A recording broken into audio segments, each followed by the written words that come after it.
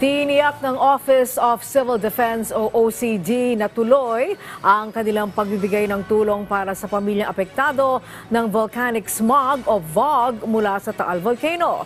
Sa programang Bagong Pilipinas ngayon, sinabi ni Diego Agustin Mariano, Deputy Spokesperson ng OCD, na umabot sa 19 na lugar sa Batangas ang naapektuhan ng VOG noong nakaraang linggo.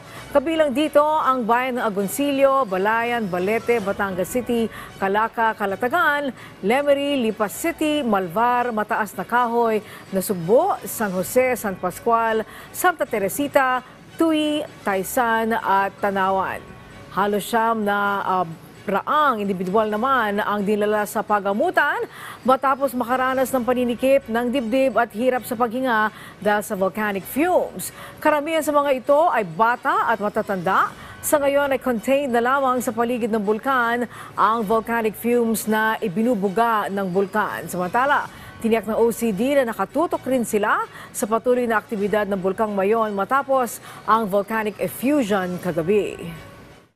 Dahil noon pa man na nakataas na itong alert level 3, karamihan na po sa ating mga kababayan na nandyan po malapit sa bulkan o yung mga nanatili sa malapit sa permanent danger zones o yung ibang nasa permanent danger zones din, isa nailikas na natin. No?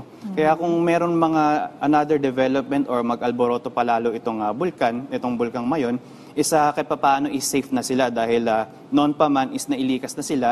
At habang sila ay nasa mga evacuation centers, is tuloy-tuloy naman yung pamamahagi ng tulong ng ating pamahalaan.